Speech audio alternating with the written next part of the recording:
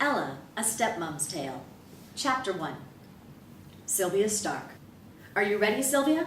My cameraman, Stuart, asks, pulling me back from the daydream I was in. Yes, of course, I reply, plastering a smile on my face. I'm not really ready to do this, but then it is the whole purpose for us, standing here in the cool breeze, in front of the large house, in the trendy, leafy suburb of Daydreams. Daydreams. What a strange name for a suburb. Maybe that is why it is so hard to keep my mind on the job. No, there's more than that to my problems. Deep inside, I'm tired of acting like a ditzy blonde with nothing more exciting in life than reporting on royal events and celebrity scandals.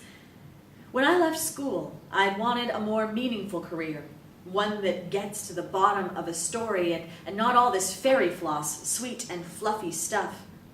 That is not what is happening here, though. I look at Stuart and nod. His short brown hair is just showing from behind the camera, making it look like an alien mask. For a second, the long lens becomes his nose, but I force the image out of my mind. I can't get distracted again. He is concentrating like the true professional he is. Boring. He's been married to the same girl, working for the same company, going through the same routine day after day, year after year. Doesn't he ever get bored? Feel restless? I have to remember to ask him that after we finish here. Here we go. Hello, viewers and listeners. ABC celebrity news reporter Sylvia Stark here. It has often been said that there are two basic stories that define the imaginary perfection of men and women. For men, it is Superman, the ultra-powerful male figure who saves the world against evil. He is rich, yet humble, powerful, yet caring, extremely handsome, and yet not conceited. For women, it's Cinderella, the lowly, downtrodden young maiden who suffers the injustice of others with grace, never getting angry, always beautiful, and yet also dignified. She embodies the ideal values of good, piousness, and ultimate virtue. It is a story that lives in almost every culture around the world to this day. Slowly, I walk up the driveway towards the house, a few steps, and then I turn around again, giving enough time for Stuart to adjust his equipment to keep up, and then to scan the countryside. It is pretty here. My soft pink suit with its tight short skirt fits in this formal setting perfectly. Too bad my blonde curly hair has a mind of its own. One small puff of wind and poof, it leaps for joy in all different directions. I run my hand over it to bring a semblance of order before I continue. Blah, blah, blah. Many listeners to this report will know how the story goes from childhood fairy tales, but for those who missed out, I'll give a brief overview. The story starts with Cinderella living with her widowed father, Henry Baker. Soon after the death of his wife, Susan, Henry remarries a woman named Charlotte Johansson. After a brief period of marital bliss, he suddenly dies, leaving Cinderella to be raised by her wicked and unjust stepmother, who dotes on her own two daughters. I have to remember to ask if she poisoned him or not. Oh, sorry. The story continues. Cinderella is forced to do all the chores, the cleaning, sweeping, and the cooking. Poor girl. No wonder she was so skinny.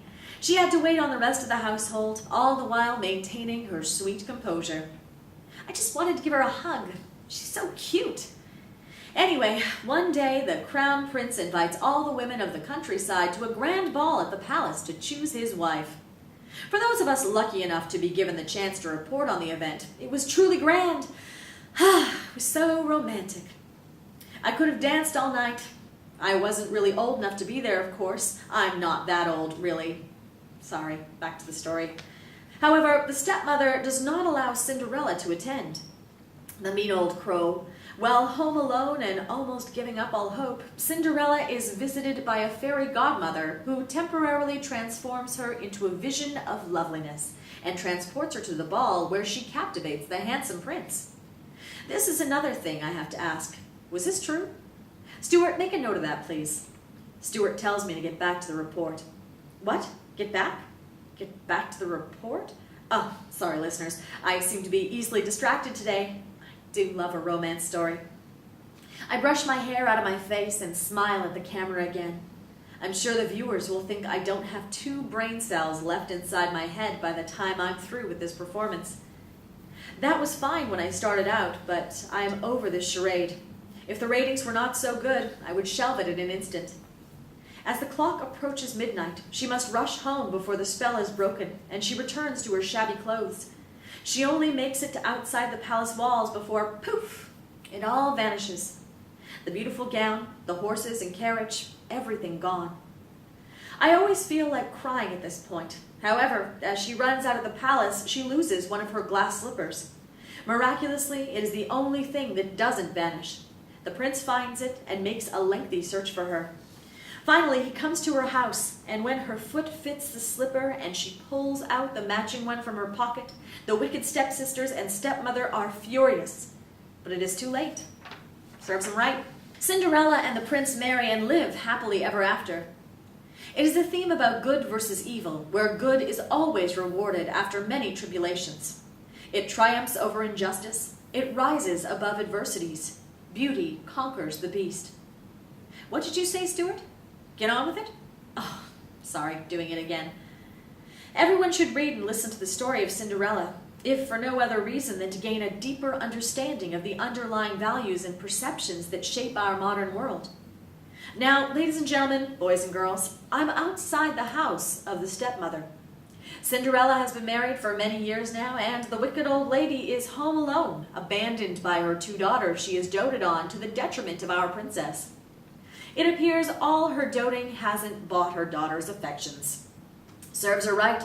However, in the pursuit of fair reporting, I have an appointment to discuss the story of her treatment of her stepdaughter with her, so I'm here to do the right thing. It is time to hear her side of the story. I pause for a moment and watch Stuart. "What's up, Sil?" he asks, lowering the camera from his shoulder. I shrug my shoulders. "Nothing. I just feel I'm about to make the biggest mistake of my life. I'm going to need you to help me keep on track." "Gladly," he says, smiling mischievously.